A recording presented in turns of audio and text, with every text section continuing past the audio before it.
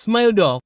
Smile Dog dimulai pada masa-masa awal internet ketika sebuah gambar sederhana, smile.jpg, diunggah. Gambar tersebut menampilkan seekor anjing husky Siberia dengan seringai seperti manusia. Awalnya tampak tidak berbahaya, tetapi orang-orang yang melihat foto tersebut melaporkan merasa tidak nyaman, lalu mulai melihatnya dalam pikiran mereka berulang kali. Makhluk itu menuntut satu hal. Sebarkan berita itu. Anda harus membagikan gambar itu dengan orang lain atau sesuatu yang buruk akan terjadi. Semakin lama seseorang membagikan foto itu, semakin mirip setan gambar itu. Banyak orang yang mengabaikan peringatan itu mendapati diri mereka menerima paket misterius melalui pos dengan salinan foto lainnya. Jika mereka tidak meneruskannya, mereka dikatakan menghilang tanpa jejak. Baca kata-kata itu, anjing yang tersenyum. Jeff the Killer. Jeff the Killer dapat ditelusuri kembali ke tahun 2005, seorang anak berusia 13 tahun yang dikenal sebagai Jeffrey Woods yang pindah ke lingkungan baru bersama keluarganya, seorang anak laki-laki normal. Setelah terlibat perundungan brutal dengan para pengganggu di sekolah, saudaranya Lou menanggung kesalahan atas tindakan Jeff, yang membuatnya dipenjara. Jeff jatuh ke dalam depresi. Namun, para pengganggu itu belum selesai. Mereka menyerang Jeff dengan pemutih dan kemudian membakarnya. Ketika Jeff terbangun di rumah sakit, wajahnya terbakar seputih salju. Namun, Jeff tidak menangis. Ia tertawa. Ia berbisik kepada dokter, "Aku suka seperti ini." Malam itu, Jeff tersenyum lebar, seringai yang abadi. Ia membakar kelopak matanya agar ia bisa selalu melihat. Ibunya mendapati Jeff ketakutan. Ia memohon kepada suaminya untuk menghentikannya, tetapi Jeff mendengarnya. Ia menikam mereka berdua hingga tewas. Jeff berbisik kepada mereka, "Tidurlah." Jeff kini berkeliaran di malam hari, memburu mereka yang menolak untuk tidur. Ia adalah mimpi buruk, dan dengan setiap korbannya, suara seraknya yang menakutkan bergema. "Tidurlah."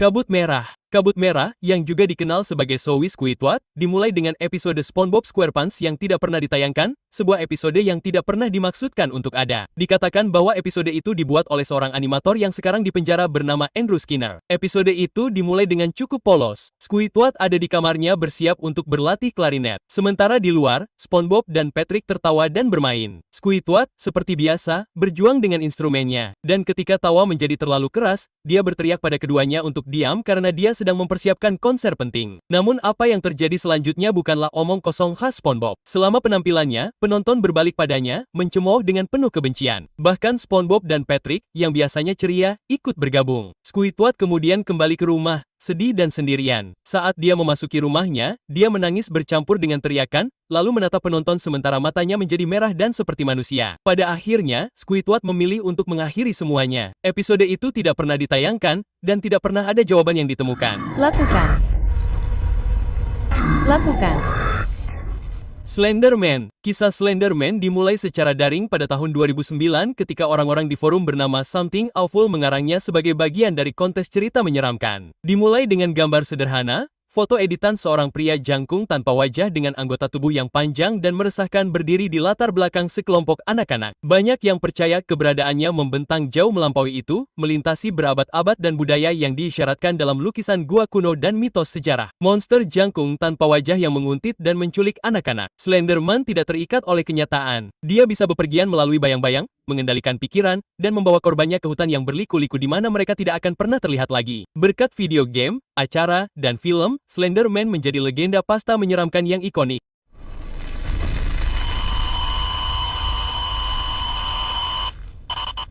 Laughing Jack. Kisah Laughing Jack dimulai pada tahun 1800-an ketika seorang malaikat pelindung menciptakannya sebagai badut Jack in the Box yang ajaib dan penuh warna yang dihadiahkan kepada seorang anak laki-laki bernama Isaac. Jack menjadi sahabatnya. Namun, seiring berjalannya waktu dan Isaac dikirim ke sekolah asrama, dia meninggalkan Laughing Jack, yang menyebabkan warnanya memudar dan hatinya menjadi gelap. Isaac tumbuh menjadi pembunuh berantai dan menjadi alasan transformasi Jack. Ia berubah menjadi monster, diliputi oleh kebencian dan rasa haus akan balas dendam. Suatu hari, Jack secara tidak sengaja dilepaskan untuk membalas dendam pada Isaac karena telah meninggalkannya. Ia menghabisi Isaac dengan senjata yang sama yang digunakannya pada korban-korbannya. Ia adalah entitas iblis dengan kekuatan mengerikan, teleportasi, kemampuan menghilang, dan kemampuan untuk menciptakan mimpi buruk. Metode-metode Jack mengerikan. Ia menggantung hewan peliharaan keluarga, mengacak-acak rumah, dan menawarkan permen atau harapan palsu sebelum menyerang. Bagi mereka yang berpapasan dengannya, tawa tidak pernah pudar.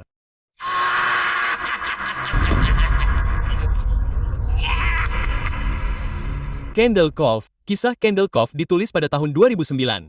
Diceritakan bahwa Candle Cove dimulai pada akhir tahun 1970-an sebagai pertunjukan boneka televisi anak-anak. Awalnya, judulnya adalah Pirate Place dan dimaksudkan sebagai pertunjukan boneka sederhana tentang bajak laut. Pria di balik Candle Cove adalah Emerson Grimes, seorang pria kejam dan tidak stabil yang punya rencana lain. Seiring berjalannya produksi, ide-idenya tentang acara itu menjadi semakin aneh dan obsesinya terhadap horor yang mendalam mengambil alih. Cerita ini diduga berdasarkan kisah lama berjudul The Knickerbocker's Tale yang ditulis oleh seorang pria bernama Colin Coolry yang menghilang tak lama setelah putrinya menghilang. Sutradara Emerson Grimes mengubah naskahnya sehingga membuat acara itu lebih menakutkan. Salah satu karakter yang paling terkenal adalah si pengambil kulit, boneka kerangka dengan seringai bergerigi yang diperankan oleh aktor Michael Cohen. Karakter tersebut awalnya dirancang sebagai penjahat bajak laut yang unik, tetapi perilaku si pengambil kulit menjadi sangat mengganggu. Emerson Grimes memaksa para pemain dan krunya hingga batas kemampuan mereka. Dia memaksa mereka bekerja dalam kondisi yang buruk. Dan kemudian ada episode terakhir. Grimes memerintahkan semua orang untuk berteriak. Para aktor menangis, lokasi syuting hancur, dan Michael Cohen, pria di balik si pengambil kulit, mulai berdarah.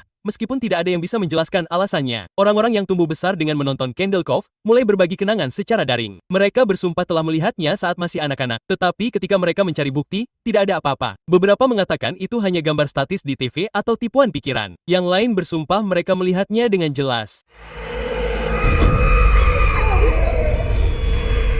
Si Penggaruk adalah makhluk humanoid mengerikan yang pertama kali muncul pada tahun 2005 di 4chans. Diciptakan oleh pengguna anonim yang menggambarkan monster dengan kulit pucat keabu-abuan, mata besar. Makhluk itu awalnya bernama Operation Crawler, tetapi kemudian dikenal sebagai si Penggaruk, nama yang terinspirasi dari cakarnya yang mematikan. Si Penggaruk sering terlihat mengintai mangsanya di malam hari. Sering terlihat di dekat rumah-rumah pinggiran kota atau di daerah berhutan. Ia tiba-tiba muncul di kaki tempat tidur korban yang sedang tidur atau mengintai dalam bayang-bayang, diam-diam mengawasi. Jika didekati, ia akan menyerang dengan kecepatan tanpa henti, tetapi seringkali ia tidak melakukan apapun. Ia hanya mengawasi, menunggu saat yang tepat untuk menyerang. Ada rumor bahwa si Penggaruk itu mungkin dulunya adalah manusia atau alien. Namun meskipun begitu, ketika Anda melihat si Penggaruk, Anda tahu itu sudah terlambat.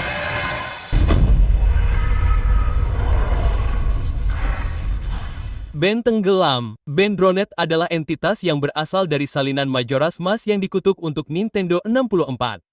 Seorang pengguna bernama Jeduchibel menemukan game berhantu ini setelah membelinya di obral garasi. Ia menemukan berkas simpanan bernama Band, tetapi memutuskan untuk membuat sendiri. Dan saat ia bermain, game tersebut mulai mengalami gangguan dan distorsi, menarik dirinya ke dunia nyata. Kutukan tersebut terkait dengan kisah seorang anak laki-laki bernama Ben yang tenggelam dalam kehidupan nyata. Rohnya diyakini terperangkap dalam game tersebut, menghantui siapapun yang berani memainkannya. Saat Jeduchibel memainkan game tersebut, ia disiksa oleh kejadian-kejadian aneh, karakter-karakter memanggilnya Ben. Gangguan-gangguan yang tampaknya menentang logika game tersebut. Ben didorong oleh amarah dan dendam. Ia memanipulasi game dan orang-orang yang memainkannya, selalu mengintai dalam bayang-bayang, tidak pernah sepenuhnya menunjukkan dirinya. Mereka yang bertemu dengannya tidak akan pernah sama lagi, menjadi gila atau tersesat dalam mimpi buruk digitalnya.